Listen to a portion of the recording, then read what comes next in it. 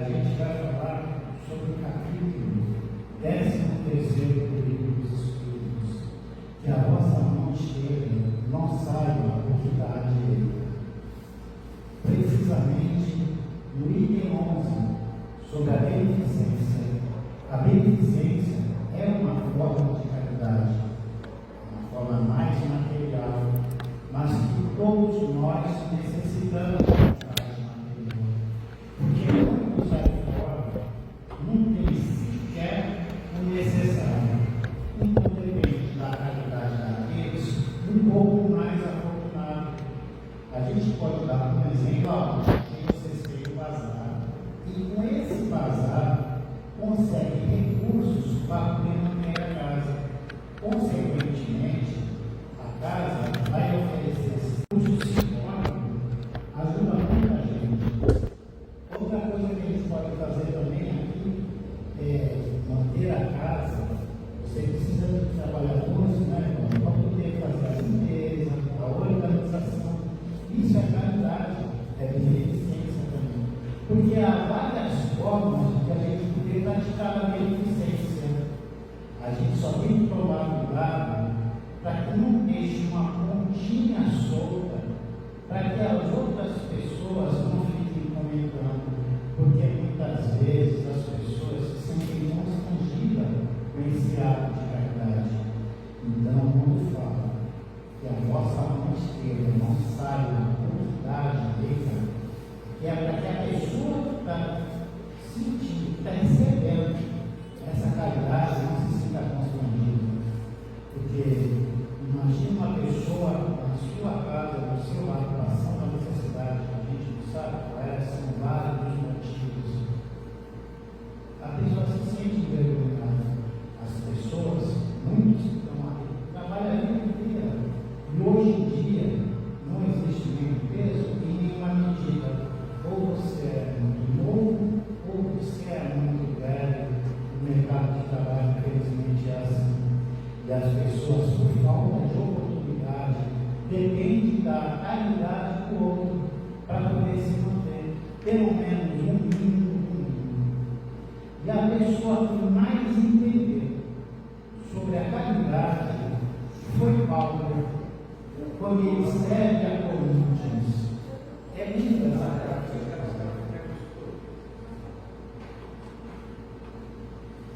Se eu falar a língua dos homens e dos anjos e não tiver caridade, sou como metal que soa, ou como sino que tire. Se eu tiver o dom de profecia e conhecer todos os mistérios, e quando se pode saber, se tiver toda a fé, até a ponto de transportar montanhas, e não tiver caridade, não sou nada. A caridade é paciente, é benigna. A caridade não é invejosa, não obra temerária, nem próprios interesses, não se irrita, não suspeita mal, não folga com a injustiça, mas folga com a verdade. Aqui a gente pode pegar como princípio, tá? O sino. O sino só faz barulho. E tem pessoas que ao fazer a caridade, ela faz justamente o que o sino faz. Muito barulho. Ela é como um metal frio. Infelizmente, isso não é caridade, porque nós não temos que sair divulgando o que a gente faz aí fora. A caridade é silenciosa. Por que ela é caridade? A caridade é silenciosa para não ofender aquele infeliz que está necessitando de algo. Ela é paciente, ela não é invejosa, como disse no começo, que a vossa mão esquerda não saiba o que dá à direita. Quer dizer também que as pessoas invejosas são a que menos faz. Eu não sei se vocês já repararam, é justamente as pessoas que menos faz, é a que mais aponta o dedo para o próximo. As pessoas têm um interesse em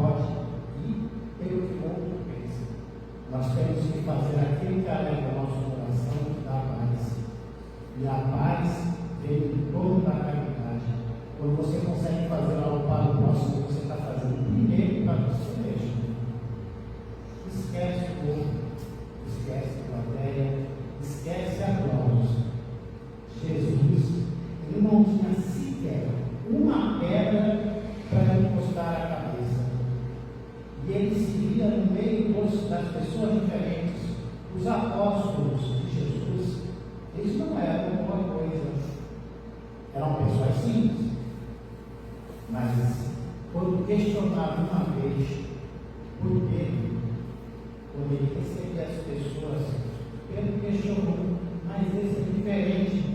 Jesus falou para Pedro.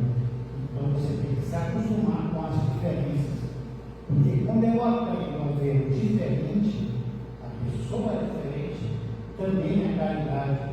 Essa pessoa não passou na nossa vida toda, passou para que eu aprenda algo, e é isso que eu preciso.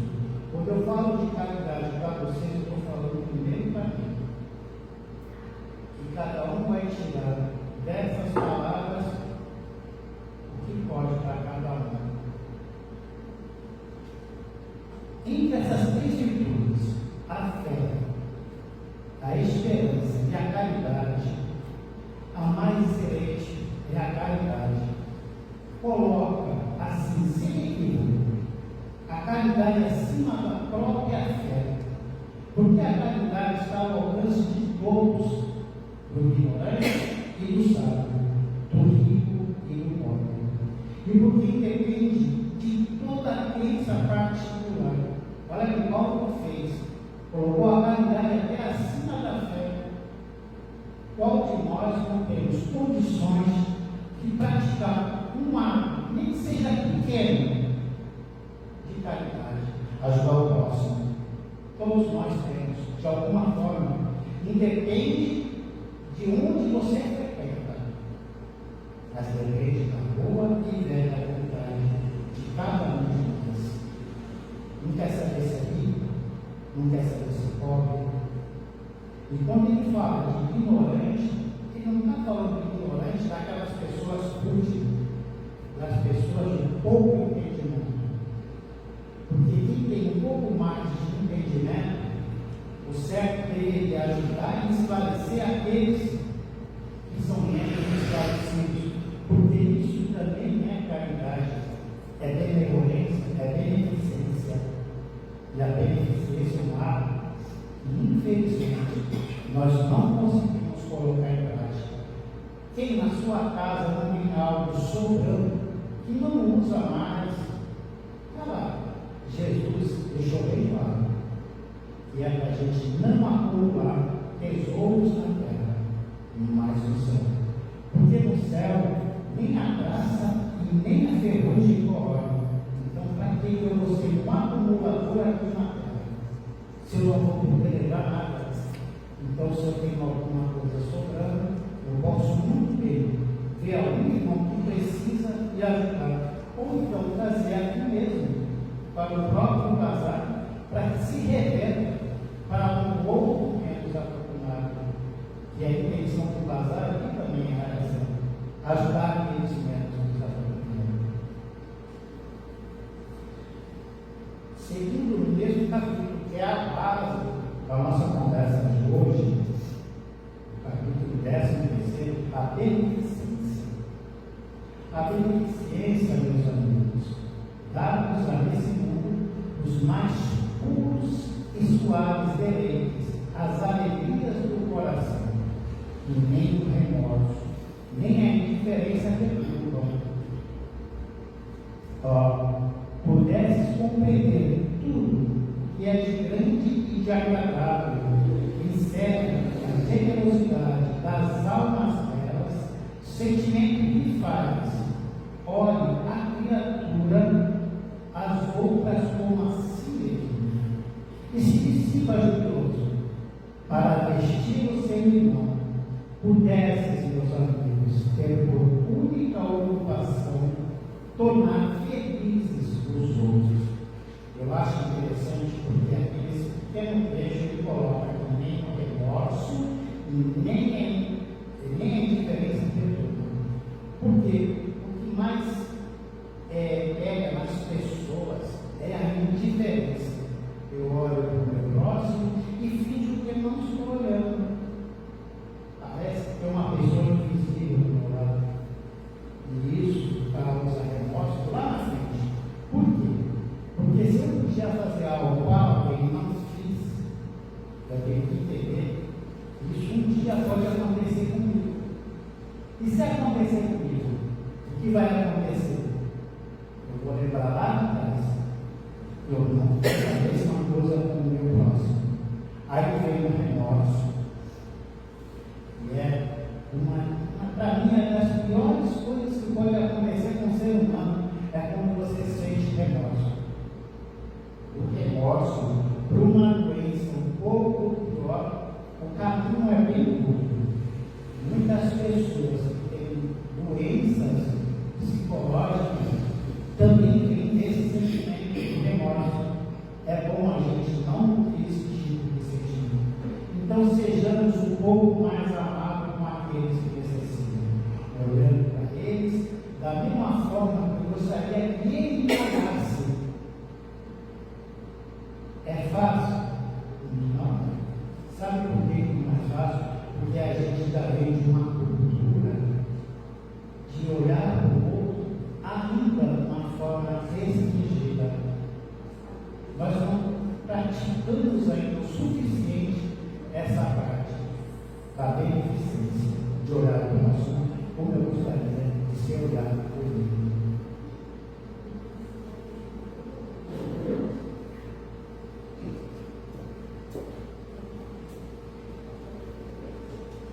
Compreendei quão deliciosas são as impressões que recebe aquele que vê renascer a alegria onde um momento antes só havia desespero.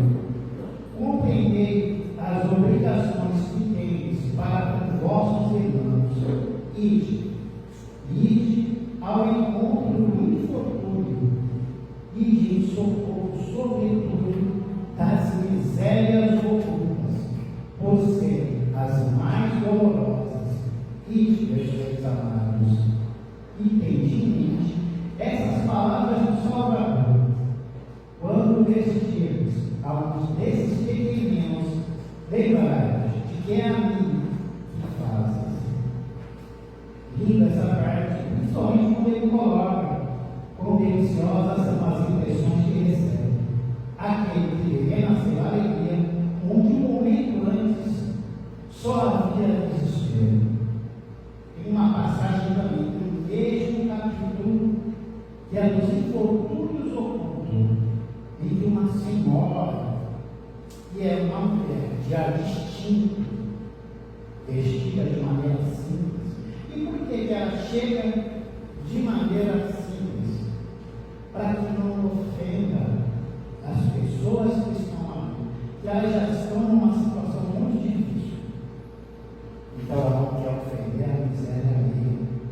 Ela não quer que eles vejam ela de baixo para cima. Ela quer que eles vejam ela naquele lado de igual para igual. E é o que nós deveríamos fazer. Ver o nosso próximo de igual para igual. Não olhar para baixo e nem fazer com que ele olhe para cima e me veja de uma forma diferente. E nós não somos nada diferente. Deus criou todo mundo simples, individualmente e com as mesmas oportunidades. É que algumas vezes fazemos escolhas também e atrapalha a gente lá na frente. Não é errado. Você tem um livre-arbítrio, infelizmente foi errado, ou por circunstâncias, você está passando por uma situação difícil, que são várias as situações que fazem com que a gente passe por situações que vai nos constranger um dia. Por quê? Eu tenho certeza que um pai de família está no seu lado, ele quer o bem dos seus filhos, mas por um motivo qualquer não dá.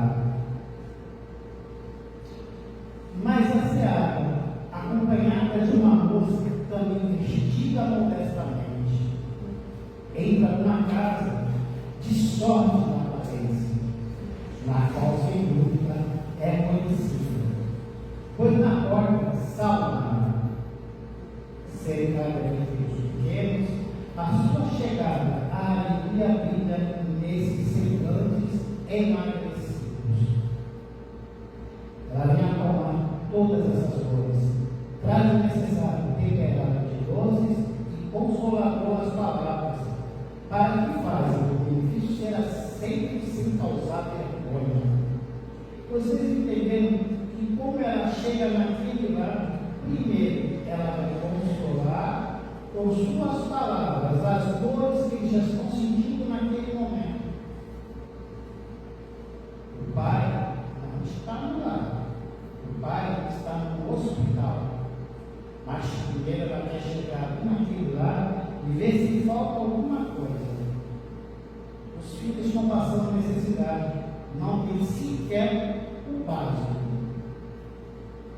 E ela vai com todo o carinho do mundo e deixa para cada um o necessário. E sai dali e vai visitar o pai lá no hospital, tranquilizar ele, dizendo que a sua família está bem assistida, que não falta nada. E essa parte é muito interessante, porque para quem tem algum parente mais próximo, um amigo, que está internado no hospital, a recuperação se torna mais difícil quando ele está com a cabeça pensando em outro lugar, principalmente na sua casa, porque ele não sabe como está seus parentes, seus filhos, sua esposa. A recuperação se torna um pouco mais difícil nessa hora. Agora, quando ela vai lá, tranquilizar ele, dizendo que a família dele está bem parada, com certeza a recuperação dele vai se tornar muito mais rápida. E ela sabe. Ele não quer saber, ela não quer saber qual é a crença, se eles são católicos, se eles são judeus, se eles são espíritas, budistas. Ela não quer saber mais disso. Isso não era importante para ela. Ela já ganhou um dia, porque ela conseguiu fazer o que muitos ainda não conseguem. Ela fez discretamente. Entrou discreta naquele lugar e saiu discreta. Não deixou aquela pontinha que faz o que vem dela. A discrição é a melhor coisa que pode existir, principalmente nessa situação de beneficência.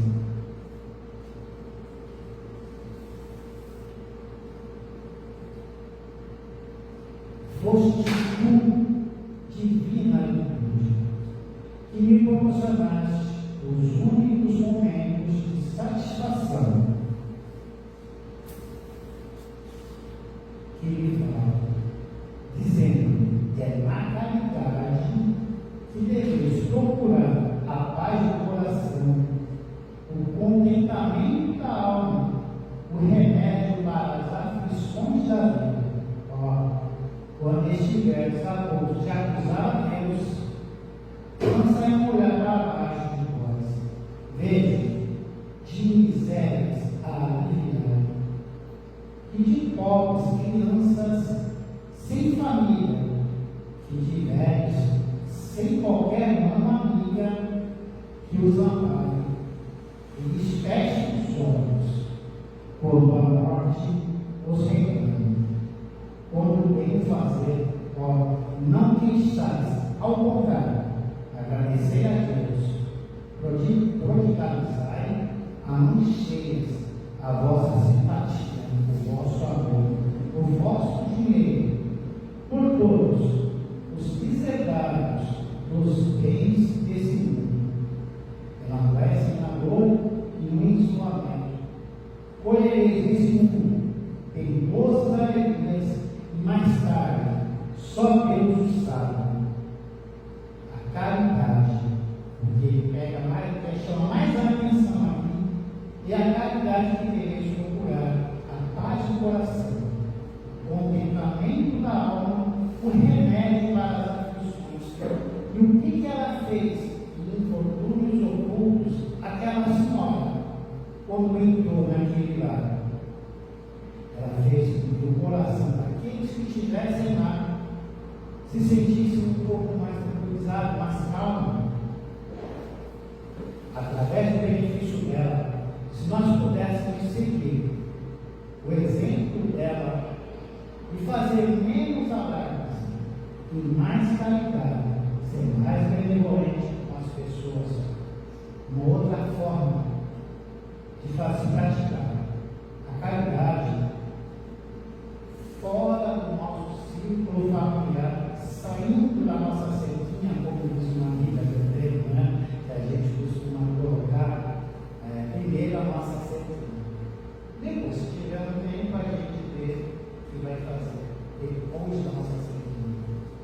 Mas a caridade não é só dentro do nosso lar, é principalmente no nosso lar, embora o nosso lar é o primeiro aprendizado que a gente tem para poder conviver em sociedade. Deus nos colocou naquela família para que nós pudéssemos aprender. Mas não basta só isso. Nós temos que conviver com as diferenças, igual Jesus fez. Jesus ensinou para nós que nós devemos aprender com as diferenças. Nós somos diferentes aqui. Cada um pensa de uma forma diferente, cada um tem um tipo de sentimento.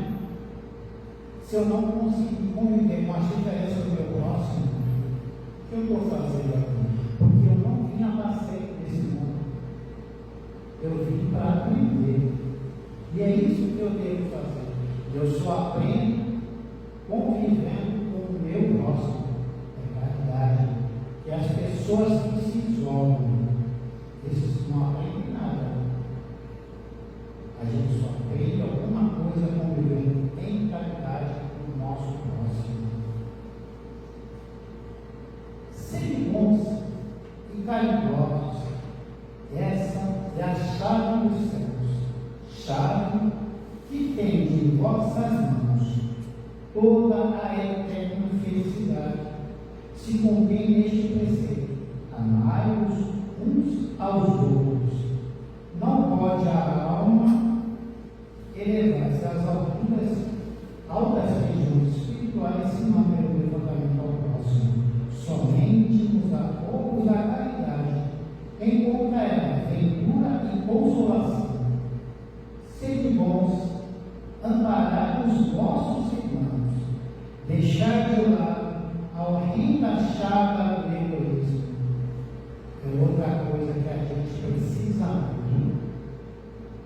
Esquecer um pouco que nós temos um compromisso só com a gente. Isso é egoísmo. Eu não posso me colocar em primeiro, em segundo, em terceiro e fechar os meus olhos para aqueles que precisam. Eu excluir a humanidade de mim é me excluir também. Porque eu dependo tanto do meu próximo e não me dou conta disso, que eu acho que ninguém ao meu redor. É ruim quando a gente pratica esse tipo de sentimento. Primeiro eu, segundo eu, terceiro eu, e nada para o meu próximo.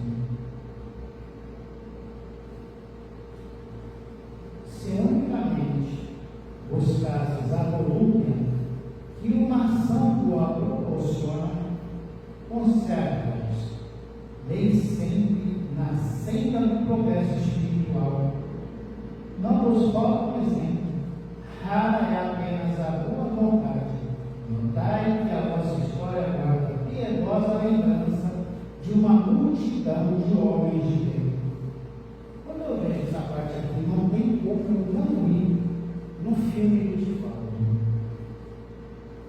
Eu me lembro de uma parte que ele, quando começou o trabalho na casa dele, ele tinha um amigo. E eles queriam, de uma aliança, eles falaram para ele que queria ter um trabalho, queria começar, e ele falou: não tem dinheiro, não tem como tirar. Jonas falou que já estava preparado no plano espiritual até a casa que ele ia dar continuidade ao trabalho. E ele chamou um amigo e ele falou: mas a gente não tem nada. Ele falou: tem. E o seu salário? Ele falou para o amigo dele. Aí o amigo dele falou assim: mas meu rico dinheirinho? Ele falou: seu rico dinheirinho, o salário dele. E ele conseguiu. Ele adotou 30 crianças, tudo no nome dele. Eu não sei aproximadamente quantas crianças ele adotou, mas foram muitas, viu? Tudo no nome dele. caridade. Uma pessoa que não pensa nele, pensa no próximo. Livros que ele escreveu não ficou com nada. É em benefício do outro. Francisco Cândido Xavier. Quantos livros esse homem escreveu? Ele não ficou com nada também. Dependia do salário dele só. A aposentadoria fez muito. Cada livro de Chico Xavier é um ensinamento. Eu, particularmente, gosto do Chico, Mecanismos da Alegria. Eu acho muito esse livro. Mas tem outros missionários da luz que ensinam muito. A gente tem que pegar como exemplo essas pessoas e trazer para a nossa vida os exemplos deles. Não vos de Jesus, tudo que concerne as virtudes da caridade e do amor, por que desprezar seus ensinamentos divinos? Porque fecharam os ouvidos às suas divinas palavras, o coração a todos os seus bondosos preceitos. Quisera eu dispensar-se mais interesse, mais fé, as leituras evangélicas. Desprezam, porém, segredo, consideram repositório de palavras roucas uma carta fechada, deixam no esquecimento esse código admirável. Vossos mares provêm, todos o abandono voluntário, a que voltais esse resumo das leis divinas. Leia-lhes as páginas cintilantes de devotamento de Jesus e meditais. Jesus, ele não veio aqui para falar palavras de efeito. Ele veio para ensinar com seus exemplos. E são tão bons que já duram mais de 2000 anos. Os ensinamentos dele. Só que ele fala para aqueles que têm olhos de ver e ouvido para ouvir. E eu me coloco também no meio dessas pessoas que ainda tem muito o que ver e muito o que ouvir. Porque eu preciso colocar em prática também. Ou vocês acham que quem vem aqui falar para vocês é um curso de perfeição? Não é. Não somos. A gente deve muito mais que qualquer um que está embaixo. Nós temos que aprender demais. Quando eu falo a gente, eu estou falando primeiramente para eu mesmo. Tem uma pequena história aqui nesse capítulo que eu acho muito interessante. Quando for a meta, a gente acaba. Tá? É rapidinho.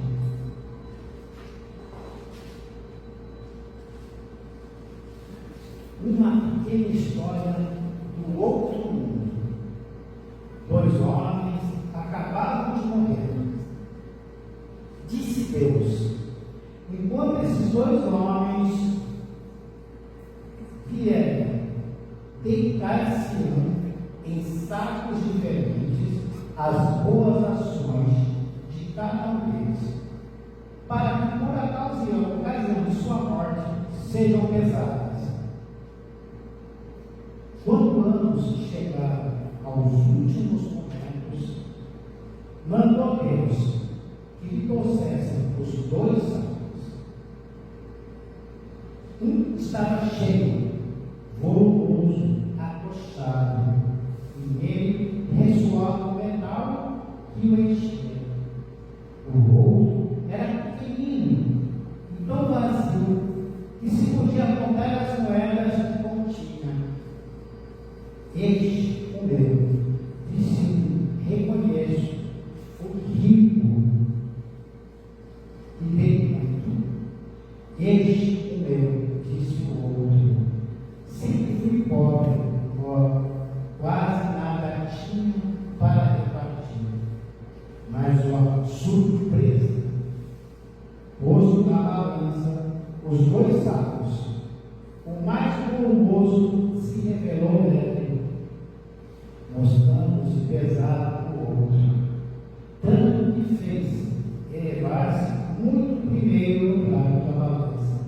Desde onde disse ao rico: veste muito, é certo, mas veste por ostentação, e para que o teu nome figurasse em todos os tempos do orgulho, e aos demais, dando de nada, te privaste. Vai para a esquerda e fica satisfeito com o que dizer as tuas irmãs, contadas com qualquer coisa. Depois disse ao pobre: tu deste pouco, meu amigo, mas cada uma das moedas que estão nesta balança representa uma privação que te impuseste. Não deste esmola. Entretanto, praticaste a caridade, e ao que vale muito, mais fizeste a caridade naturalmente, sem cogitar de que fosse levado em conta. Foste indulgente, não te contribuíste do teu semelhante. Ao contrário, todas as tuas ações lhe revelaste. Passa à direita e vai receber a tua recompensa. Porque é muito fácil aquele que tem muito ajudar aquele que não tem nada. É muito fácil as pessoas não se privar daquilo que está sobrando. Mas tem gente que faz mais caridade do que muito rico, que é o que está falando aqui nessa pequena história do mundo. Pessoas que fazem com a intenção de ser elevada pelas pessoas, para que as pessoas aplaudam ela gosta de se sentir bem. Vaidade também não é da diferença da vaidade. Muita gente se cuida do pouco que tem, quando olha para aquele que está do lado não tem nada. Ela vai e ajuda. Está falando aqui da parte material, mas eu vou repetir para vocês que muitas vezes as pessoas precisam de uma palavra amiga e não tem uma pessoa para chegar lá e conversar com ela na hora de dor. E muitas vezes uma conversa pode ajudar e salvar aquela pessoa, às vezes, de um ato monstruoso que ela pode fazer com ela mesma. Quantas vezes, principalmente, uma vez, eu falar, não citando o nome, a pessoa chegou lá em casa, num desespero só. Ela só queria falar um pouquinho só. Vocês já imaginaram se a gente virasse as costas para aquela pessoa e deixasse ela do jeito que ela estava? A situação dela não ia ser pior, ia ser pior. E muitos aqui têm condições de fazer isso.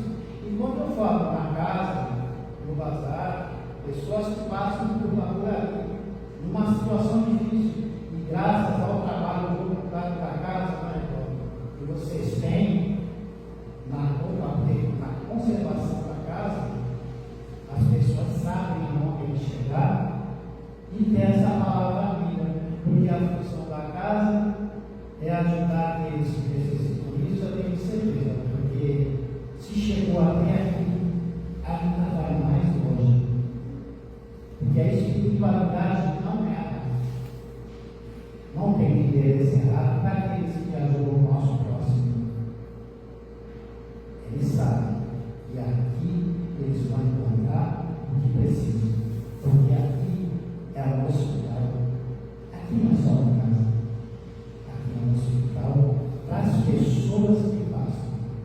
E como todo hospital, entra pessoas livres, necessitadas de todo tipo de atendimento. Que Deus, em sua infinita misericórdia, possa conservar essa casa por muitos e muitos anos, até onde eu não sei, mas que vai ficar. Mulher rica, venturosa, que não precisa empregar o tempo nos trabalhos de sua casa, não poderá consagrar algumas horas a trabalhos úteis aos seus semelhantes?